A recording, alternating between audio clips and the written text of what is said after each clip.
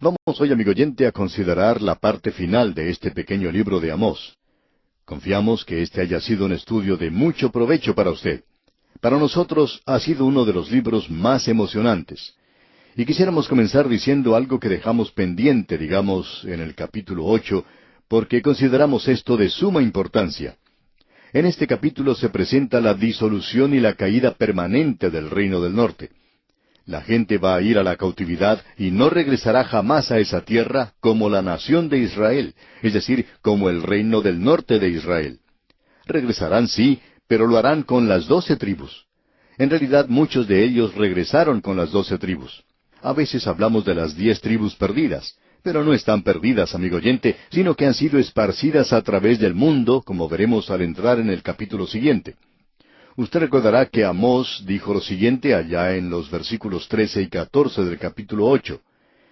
En aquel tiempo las doncellas hermosas y los jóvenes desmayarán de sed. Los que juran por el pecado de Samaria y dicen, por tu Dios, oh Dan, y por el camino de Beerseba, caerán y nunca más se levantarán. Amós ya había presentado claramente esto en el versículo 2 del capítulo 5, donde dijo, cayó la Virgen de Israel, y no podrá levantarse ya más. Fue dejada sobre su tierra, no hay quien la levante. Así es que el reino del norte no regresó nunca al norte como Israel. Cuando ellos regresaron, lo hicieron como una nación. Esa es la razón por la cual algunas personas piensan, y creemos que equivocadamente, que había 10 tribus perdidas. Ellas habían sido esparcidas a través del mundo. Muchos de ellos regresaron después de 70 años de cautividad. Ellos se habían entregado a la idolatría y juraban diciendo, por tu Dios, oh Dan, y por el camino de Beerseba. Y eso se refiere a los ídolos. Ahora usted recuerda que el apóstol Pablo dijo que un ídolo era nada. Él llama a un ídolo nada. Y no es nada sino sencillamente una estatua en figura de algo, hecha de barro, o de yeso, o de madera, o de hierro, o lo que sea, que ni oye, ni ve, ni entiende. Y eso, por supuesto, es nada en lo que se refiere a la adoración de Dios. Y esta gente se había entregado a la idolatría, y esa es la razón por la cual van a la cautividad y no van a regresar. Luego entramos al capítulo 9, y aquí se nos presenta en los primeros 10 versículos una visión de la dispersión mundial. Y luego en la última parte, en los versículos 9 al 11, tenemos una visión mundial de reunión y restauración del reino del Señor. Esto lo vamos a poder estudiar hoy. Ahora, en nuestro encuentro anterior, observamos lo que decía el versículo 1, y este era un pronunciamiento continuo de juicio sobre los templos que habían sido construidos allí. Había también un templo de Baal en Samaria y un templo del becerro de oro en Betel. Cuando la nación fue rodeada por los ejércitos de Asiria, la gente buscaba refugio en estos templos, y Dios traía juicio sobre ellos en esos lugares, hasta tal punto que esos templos eran destruidos tan repentinamente, aparentemente por el enemigo, que cuando los templos caían, y se nos dice que se derribaba el capitel y caía sobre ellos, la gente no podía salir y muchos murieron en esa ocasión. Ellos no podían escapar. Y aquellos que pudieron huir fueron llevados a la cautividad por los asirios. Ahora aquí tenemos una declaración bastante fuerte y significativa. Encontramos que esta declaración se menciona varias veces en los profetas. El versículo 2 dice, aunque cavasen hasta el Seol, de allá los tomará mi mano, y aunque subieren hasta el cielo, de allá los haré descender. Esta es en realidad una declaración muy terrible. Aquí podemos notar el terror de los malvados, y hay 2 cosas que causan el terror de los impíos, si ellos piensan en esto de alguna manera. La mayoría de ellos tratan de borrar esto de sus mentes. Ellos han sufrido, por así decirlo, un lavado cerebral en esta sociedad liberal en la que vivimos. Pero hay 2 cosas que traen terror al corazón de los impíos, y son la omnipresencia de Dios y la inmutabilidad de Dios. Aquí tenemos la omnipresencia de Dios, es decir, que Dios está en todas partes. Uno ni siquiera puede ir a la muerte y escaparse de Él. Y luego tenemos la inmutabilidad de Dios, que significa que nunca cambia. Él no cambia nunca. Él es igual. Jesucristo es el mismo ayer, hoy y por siempre. Ahora, estas 2 grandes verdades son de mucho consuelo para los hijos de Dios, pero son un terror para los impíos. Esto es lo que se quiere decir aquí. la omnipresencia de Dios para el Hijo de Dios. Bueno, el Señor Jesucristo dijo, nunca te abandonaré ni te dejaré. Esto es algo maravilloso, ¿no le parece? El que a mí viene, no le echo fuera, dijo Él. Él le recibe a usted y le recibe para la eternidad, por siempre. Nadie puede arrebatarnos de su mano. Si usted está en su mano, usted está muy cerca de Él. Él también utiliza ese cuadro de la vid y los pámpanos. Ahora uno no puede acercarse mucho más a una vid que esto, el de ser un pámpano. El pámpano crece en la misma vid, así es que la omnipresencia de Dios es el consuelo para el Hijo de Dios. Pero para el impío, la omnipresencia de Dios es algo terrible. Hay muchas personas que se suicidan en nuestros días. Ellos dicen que quieren escapar de todo, quieren huir de esta vida. Cierto hombre que se suicidó dejó una nota que decía, quiero terminar con todo, quiero librarme de esta vida. Bueno, él se libró de los problemas de esta vida y muchas otras cosas que en realidad le estaban molestando. Él tenía muchos problemas, pero no se pudo librar de Dios. Amigo oyente, la muerte no los separa a ellos de Dios. Allí también está Dios. El salmista David, usted recuerda, dijo, si subiere a los cielos, allí estás tú, y si en el Seol hiciere mi estrado, he aquí, allí tú estás. Uno no puede escaparse de Dios. Francis Thompson escribió algo hace varios años, en lo cual él no quería demostrar irreverencia, y no es irreverente en realidad, pero allí decía que Dios es como uno de esos perros de casa, que no le pierden el rastro a uno, no importa dónde uno esté. Él siempre está siguiéndole el rastro, uno no puede escaparse de él. Y luego, por supuesto, tenemos la inmutabilidad de Dios. Dios dijo en el Antiguo Testamento que iba a juzgar el pecado. Él no leyó nada nuevo en el periódico de hoy. Él podría leer allí mucho de liberalismo, pero no aprendió nada nuevo escuchando o leyendo esto del presente, o escuchando a los profesores de colegio o a los científicos. Dios no aprende nada de ellos. Dios no ha cambiado su forma de pensar, amigo oyente. Dios nunca cambia. Jesucristo es el mismo ayer, hoy y para siempre. Eso es algo maravilloso para el Hijo de Dios, como ya hemos dicho hace algún tiempo cuando estudiábamos la epístola a los Hebreos.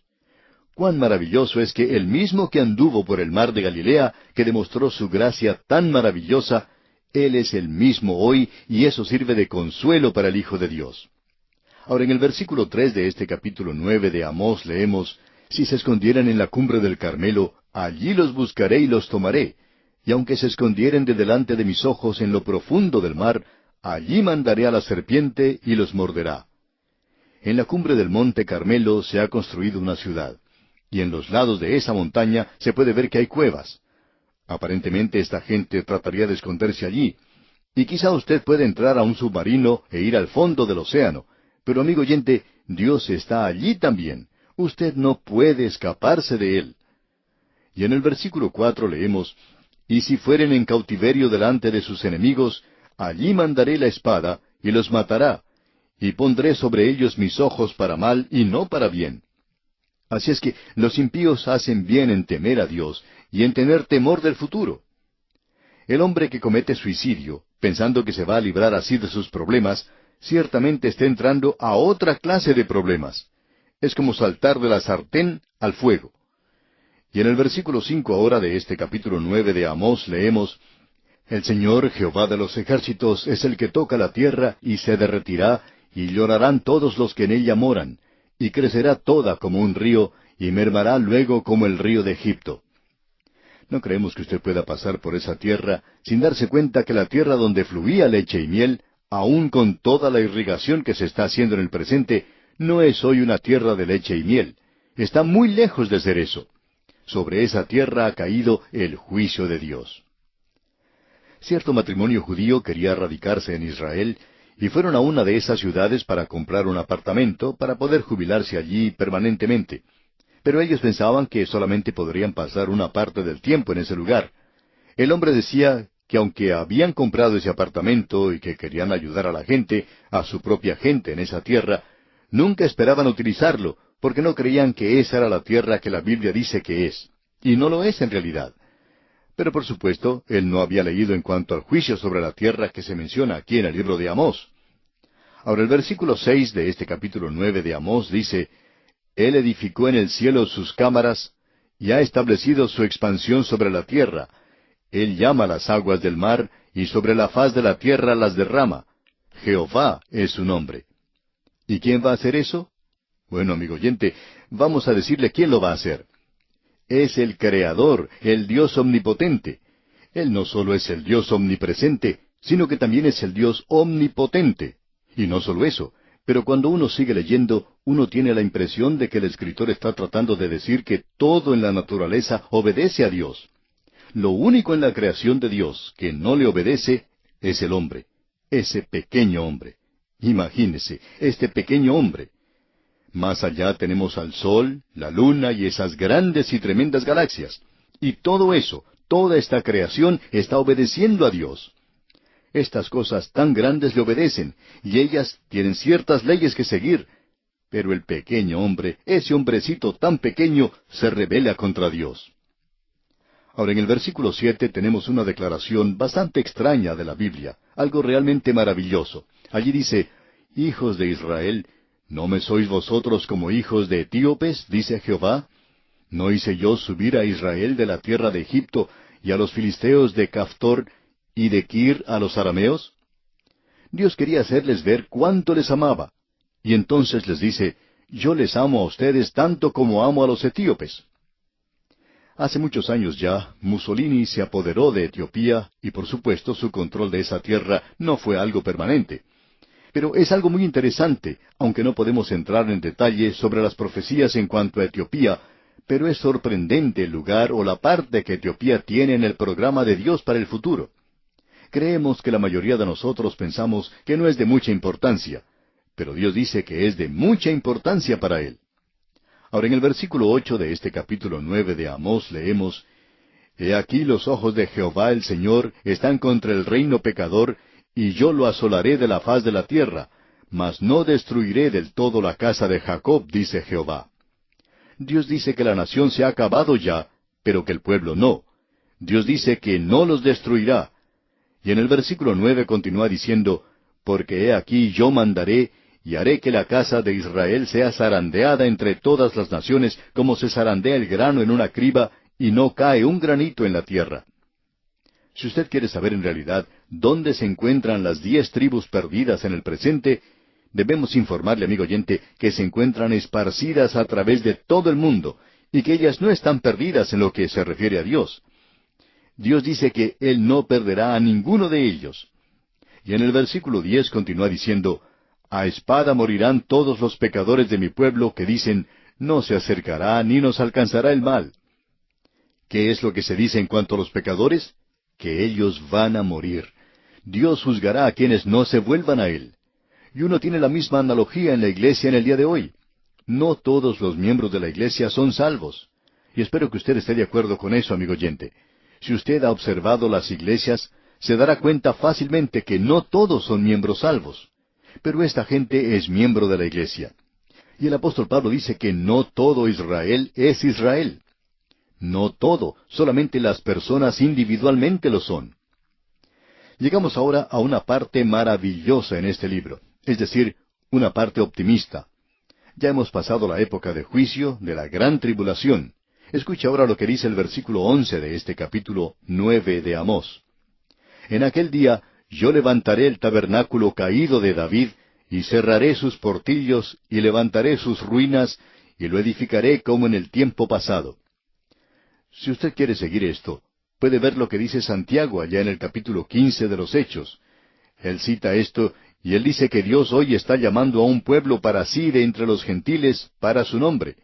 Pero dice que después Él levantará el tabernáculo de David, y luego todos los gentiles verán al Señor.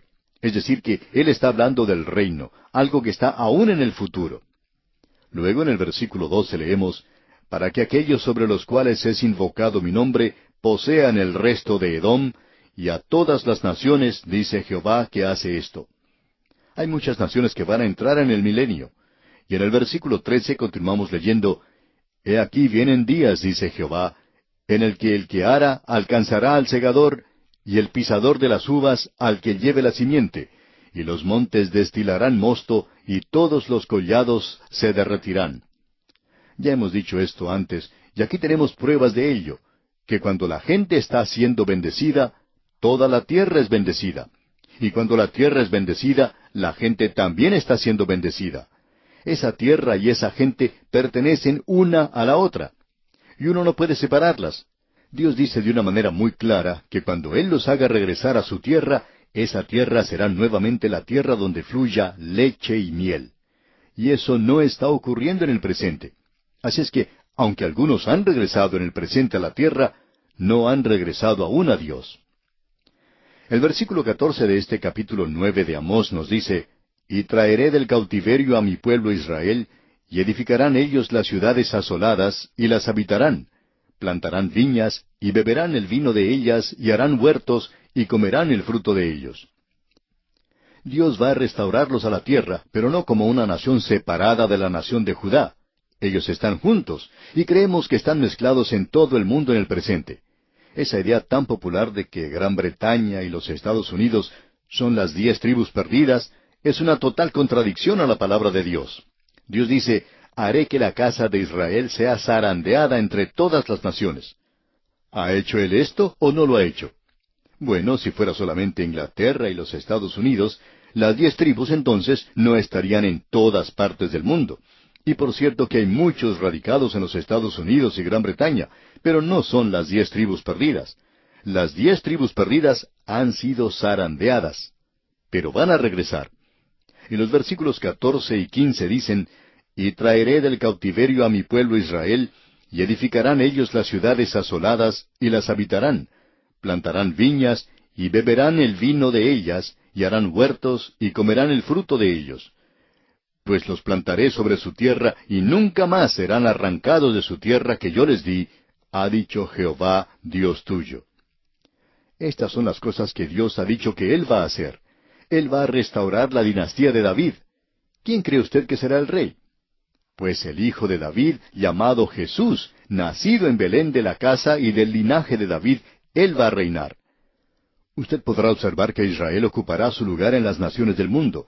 Ya no tendrá que ir a las Naciones Unidas como rogando por ayuda, y tampoco tendrá que poner barreras a los árabes, sino que será una nación que va a ser bendecida de Dios, y que ocupará un lugar entre las naciones del mundo. Habrá una conversión de las naciones del mundo. El día más grande de salvación ya ha tenido lugar antes que la iglesia haya arribado aquí. Mire a la ciudad de Nínive. Sin embargo, el día más grande para este mundo está todavía en el futuro, después que parta la iglesia de aquí. También tenemos que la tierra va a ser bendecida cuando Dios haga regresar a su pueblo allí. Pero en el presente, esa tierra se encuentra bajo la maldición de Dios. Y ellos van a reedificar las ciudades y van a quedarse allí permanentemente. Esa es la creencia de varios expositores bíblicos que son muy destacados, que la nación de Israel quizá tenga que salir de esa tierra nuevamente antes que llegue el tiempo del fin. Bueno, esto es algo para pensar. Y con esto llegamos a la conclusión de nuestro estudio de este libro de Amós, y lo dejamos aunque no nos gusta hacerlo.